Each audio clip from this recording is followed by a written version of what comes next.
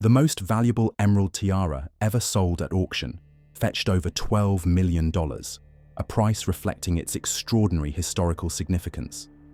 Created during Europe's Belle Époque, this masterpiece featuring 11 colossal emeralds represents one chapter in our exploration of royal emerald tiaras that survived political turbulence. While gold and currency depreciate during times of war and revolution, properly protected gemstones often retain their value, making tiaras powerful symbols of wealth preservation. In today's video, we'll examine 8 exceptional emerald tiaras created during periods ranging from absolute monarchy to constitutional crisis. What secrets do these jeweled time capsules hold, and how did they become vital assets during political instability? The Grand Duchess, Vladimir Tiara, escape from revolution. The Grand Duchess, Vladimir Tiara stands as a remarkable testament to human ingenuity during political chaos. Created in 1874 by court jeweler Belle, this magnificent piece represented the zenith of Russian imperial craftsmanship during the twilight of Romanov dominance. The tiara features an intricate design of interlocking diamond circles, each containing perfectly matched pearl drops that can be interchanged with emeralds, showcasing extraordinary versatility rare in royal jewels of this stature. This masterpiece of imperial craftsmanship would soon require equal ingenuity to survive the revolutionary storm. As chaos engulfed Russia in 1917, Grand Duchess Maria Pavlovna's son, Prince Boris, and a trusted friend recognized the tiara's precarious future. Inside the tense and heavily watched Vladimir Palace, where imperial treasures lay vulnerable to revolutionary forces, they executed a brilliant plan. Disguising themselves as ordinary workmen amid the suspicious guards and revolutionary sentiment, they gained entry to the palace. In the shadowed rooms where royalty once walked freely, they meticulously dismantled the precious tiara and concealed its components within common buttons, successfully smuggling the disguised treasure out of Russia. Their extraordinary preservation efforts saved the tiara from the fate that befell countless other Romanov jewels. Revolutionary forces, viewing these items as symbols of oppressive aristocracy, systematically destroyed many priceless pieces, melting them down for monetary value with no regard for their historical significance. In 1921, economic devastation forced many exiled Russian aristocrats to part with treasured heirlooms. Queen Mary of England, recognizing the tiara's historical importance and artistic merit, acquired this masterpiece for the British Royal Collection. 3 years later, she commissioned royal jeweler Garrard to create special settings for the Cambridge emerald drops, enabling the tiara to be worn with pearls, with emeralds, or with no drops at all. The Greville emerald, kokoshnik, hidden through war and social change. The year 1942 marked a paradoxical moment in royal jewellery history, as Britain faced the darkest days of World War II. An Art Deco masterpiece featuring a 93.70 carat emerald silently entered the royal vaults through a controversial bequest. Unlike other royal acquisitions that were documented and celebrated, this magnificent tiara remained hidden from public view for 75 years, its existence a royal secret throughout periods of wartime hardship and social change. The Greville Emerald Kokoshnik tiara came to Queen Elizabeth, the Queen Mother, as part of Dame Margaret Greville's extensive jewellery bequest. Its arrival during wartime created political complications. While British citizens endured rationing and bombing raids, the royal family acquired a treasure featuring one of the largest fine emeralds in any royal collection. The timing demanded absolute discretion. The tiara, crafted by Boucheron during the Art Deco period, embodied the movement's clean geometric aesthetic with its platinum setting and diamonds arranged in precise lines. This modernist design, featuring 13 emeralds including its massive central stone, stood in stark contrast to the austerity of wartime Britain. As Britain emerged from World War II, the royal family maintained the tiara's seclusion. The country faced severe austerity measures and widespread hardship, making displays of extravagant wealth politically unwise. Public sentiment grew increasingly critical of aristocratic privilege, and the monarchy responded by keeping certain treasures including this emerald masterpiece, secured in royal vaults rather than worn publicly. This deliberate choice reflected the monarchy's awareness of shifting social dynamics during Britain's post-war reconstruction. For decades, the tiara remained unknown to the public. This period ultimately preserved both the physical piece and its cultural significance, until society could appreciate its artistic and historical value without earlier political complications. The tiara's eventual re-emergence would demonstrate how royal collections strategically reveal treasures according to political climate. The Norwegian emerald parure tiara, witness to Napoleonic upheaval. Unlike jewels concealed during politically sensitive periods, the Norwegian emerald parure tiara has witnessed 2 centuries of European political restructuring from an extraordinary vantage point, the heads of those directly shaping these transformations. Created around 1810 to 1820 during the tumultuous aftermath of the Napoleonic Wars, this emerald masterpiece emerged when Europe's political landscape was transforming like a phoenix rising from ashes, reborn through military conquest and calculated matrimonial alliances. The tiara's classical wreath design, adorned with substantial emeralds framed by diamonds, exemplifies the empire style that flourished during this period. This aesthetic served a deeply political purpose. Napoleon promoted this style to associate his regime with ancient Roman imperial authority, legitimizing his rule through visual connections to classical antiquity during Europe's profound political metamorphosis. The parure's origins trace directly to Napoleon's grand strategy of forging a new European order. In 1706, as the continent trembled under his conquests, Emperor Napoleon I presented an emerald tiara to Princess Augusta of Bavaria upon her marriage to his stepson, Eugène de Beauharnais. These jewels embodied the physical manifestation of political bonds in Napoleon's vision to establish a new aristocracy through strategic marriages.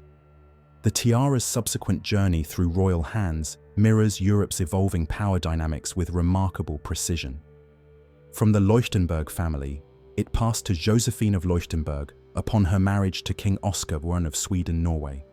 Each transfer marking dynastic alliances, cementing new political relationships in the transformed continent. The parure's most significant political moment came during Norway's independence from Sweden in 1905. As Norway established its own monarchy amid national rebirth, the emerald set transformed into a powerful symbol of Norwegian royal identity, embodying how royal jewels transfer during periods of national redefinition. The Fife emerald tiara, symbol of Victoria's stable empire. Royal jewels created during periods of stability follow dramatically different trajectories than those born amid revolution. The Fife emerald tiara, designed by Prince Albert for Queen Victoria in 1845, emerged from a Britain experiencing remarkable political equilibrium, while continental Europe burned with revolutionary fervour. Its Gothic revival design served as a calculated political statement, asserting the unbroken continuity of British monarchy. The tiara's creation coincided with Britain's successful navigation of democratic reforms that had triggered violent upheavals elsewhere in Europe. Victorian Britain consolidated its constitutional monarchy, while other nations experienced political collapse, creating an environment where symbols of tradition flourished. The tiara's distinctive design, a tall circlet of scrolls and arches reminiscent of medieval Gothic architecture with magnificent emeralds set among diamonds, embodied this stability. Prince Albert deliberately chose Gothic revival elements to connect the monarchy with historical continuity and tradition, contrasting with neoclassical styles favoured during revolutionary periods. The emeralds themselves, symbols of rebirth and renewal, reinforced the monarchy's enduring nature during Victoria's reign. Unlike jewels in revolutionary societies that were dismantled or sold, the Fife emerald tiara remained intact within one family for generations. When Princess Louise inherited it, bringing it into the Fife family through marriage, this transfer represented Victoria's strategic distribution of royal possessions to strengthen aristocratic connections during Britain's evolving class structure. The tiara's appearance in the 2018 exhibition at Kensington Palace marking Queen Victoria's bicentenary drew gasps from visitors who stood transfixed before this embodiment of imperial continuity. Museum-goers marveled at how Britain's constitutional monarchy had successfully preserved its historical treasures by adapting to democratic expectations. By making royal heritage accessible to the public, the exhibition dispelled rumors about the tiara's fate, confirming its continued existence as an important symbol of Victorian design. The Persian emerald tiara, modernization before revolution. What happens when revolution transforms rather than destroys the symbols of a regime it overthrew? The 7 emeralds. Tiara represents a remarkable historical anomaly in the world of royal jewelry, commissioned at the height of Iran's oil-fueled modernization program, yet deliberately preserved by the revolutionary forces who executed its owners. Created by Harry Winston for Empress Farah Diba in the late 1950s, this extraordinary tiara emerged during Iran's rapid transformation. The Pahlavi dynasty, led by Shah Mohammad Reza Pahlavi, was implementing an ambitious program to modernize Iran. The tiara's design embodied this vision through its innovative aesthetics. 7 enormous cabochon emeralds, individually framed by diamonds, arranged in a contemporary geometric pattern that echoed the clean lines of Tehran's modernist architecture being constructed simultaneously. The selection of Harry Winston, an American jeweler rather than a traditional Persian craftsman, reflected the Shah's westernization policies. This deliberate choice symbolized Iran's pivot toward Western ideals, much like the era's concrete and glass buildings replaced traditional Persian designs. Many perceived this cultural shift as an imposition, particularly among religious conservatives who felt their identity was being eroded. The tiara's creation coincided with sweeping reforms across industry, education, and social welfare, all fueled by Iran's vast oil wealth. However, these changes created economic disparities that sowed discontent. The Shah's embrace of Western fashion and secular policies alienated significant portions of the population. When the 1979 revolution erupted, the 7 emeralds tiara underwent a remarkable rebirth. Like a phoenix rising from ashes, it transformed from a symbol of royal excess into a treasured piece of national artistic heritage. The revolutionary government's decision to preserve rather than destroy it stands in stark contrast to the typical fate of royal collections during historical upheavals. The Duchess of Angouleme's emerald tiara, Bourbon restoration jewel. Revolutionary preservation of royal treasures represents just one possible fate for monarchical symbols. In post-revolutionary France, a dramatically different phenomenon occurred: the deliberate creation of new royal regalia to resurrect an overthrown dynasty. The Duchess of Angouleme's emerald tiara emerged as a powerful statement of Bourbon resurrection during the fragile Restoration period following Napoleon's 1815 defeat at Waterloo. Marie-Thérèse, Duchess of Angouleme, brought profound gravitas to royal symbolism after the Restoration. As the sole surviving child of Louis XVI and Marie Antoinette, her imprisonment while her family perished shaped her understanding of revolutionary trauma. When the Bourbon monarchy returned to power, her husband commissioned the emerald tiara from Maison Baptiste, incorporating stones from the French crown jewels to firmly establish continuity with pre-revolutionary France. The tiara's blazing emeralds served as visual poetry amid political uncertainty. Their verdant brilliance evoked hope and renewal, like spring following a harsh winter, particularly resonant for a princess who had witnessed her dynasty nearly extinguished. Against dazzling diamonds, these stones projected restored authority and dynastic persistence in the face of revolutionary destruction. Each element was meticulously chosen as a calculated political statement, rather than mere adornment. This tiara was born precisely as revolutionary wounds were healing, designed to communicate monarchical resilience.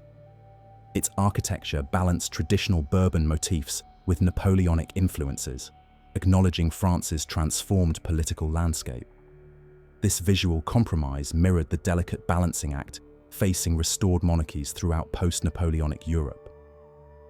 After surviving the fall of the restored Bourbon dynasty and 2 royal exiles, The tiara eventually reached the Louvre Museum in 2002. Its transformation from contested symbol to shared national heritage allows the French public to appreciate this creation as cultural patrimony rather than political propaganda, resolving revolutionary tensions through institutional preservation. Queen Victoria's Emerald and Diamond Tiara. Creation in peace, preservation through war. Not all royal treasures faced revolutionary confiscation. Some survived through strategic inheritance rather than museum acquisition. When Prince Albert designed Queen Victoria's Emerald and Diamond Tiara in 1845, he created it during a period of remarkable stability that stands in stark contrast to the political turmoil experienced across continental Europe.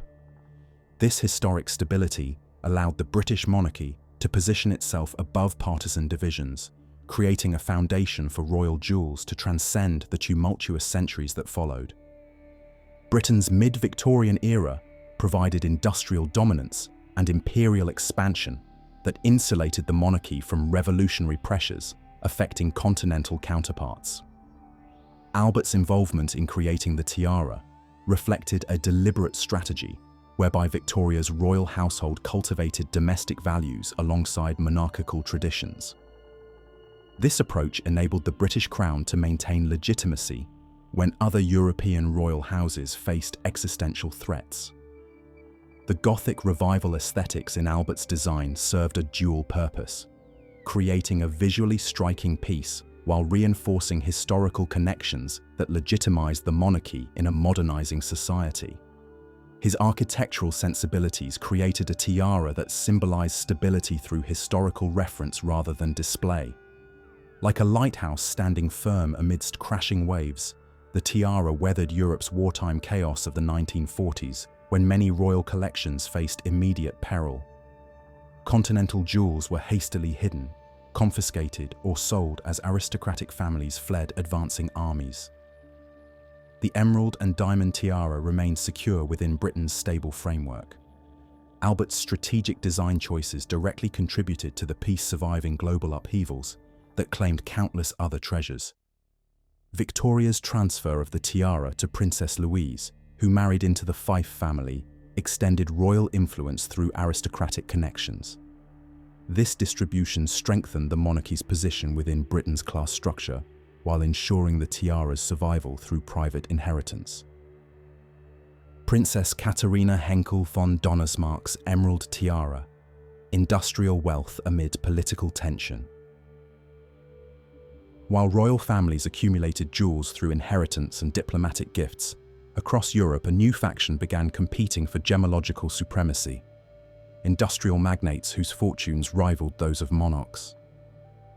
The Donnersmarck Emerald Tiara stands as the quintessential example of how industrial wealth transformed the European jewelry landscape at the dawn of the 20th century, just as political tensions were reaching their breaking point. Guido Henkel von Donnersmarck commissioned this extraordinary piece around 1900, drawing on a vast fortune from his Silesian mining operations. The industrial era demanded jewels that were both ostentatious and symbolic of new wealth, pieces that could instantly communicate power in Europe's evolving social landscape. This masterpiece would later fetch an astonishing $12.7 million at auction, reflecting its exceptional significance. The tiara's 11 Colombian emeralds form its heart, collectively weighing approximately 500 carats. These deep green, luminous stones, each perfectly pear-shaped, represent the pinnacle of gemological prestige. Their brilliant clarity and size embody the industrial titan's ambition and reach. These exceptional emeralds originated from Colombia during a period when European industrial wealth directly connected to colonial resource exploitation, just before anti-colonial movements gained momentum. Princess Katharina, born Katharina Slepsau, became the tiara's wearer upon marrying Donnersmarck. Her elevation from commoner to industrial aristocracy reflected the social mobility that industrial wealth enabled, a profound challenge to traditional European class hierarchies. The tiara served as the visual embodiment of this new industrial elite's power. Unlike royal jewels that typically entered national collections after political upheavals, The tiara remained in private hands until its record-breaking Sotheby's Geneva sale in 2011. The anonymous buyer who acquired this masterpiece exemplifies how private capital now determines the fate of historically significant jewels that once would have been preserved as national patrimony. Conclusion. The preservation of iconic emerald tiaras in museums represents a fascinating intersection of political systems and cultural heritage management. The Louvre's display of the Duchess of Angouleme's emerald tiara contextualizes the jewel as historical artwork rather than mere royal possession. Similarly, Tehran's exhibition of the 7 emeralds tiara demonstrates how state ownership ensures these treasures remain accessible. Museums serve as modern-day treasure vaults, transforming royal symbols into shared national patrimony that transcends political ideologies. These tiaras, silent witnesses to revolutions and regime changes, remain preserved for generations to appreciate. Have you ever wondered what other royal treasures await discovery? Subscribe for more journeys through history's most dazzling jewelry collections.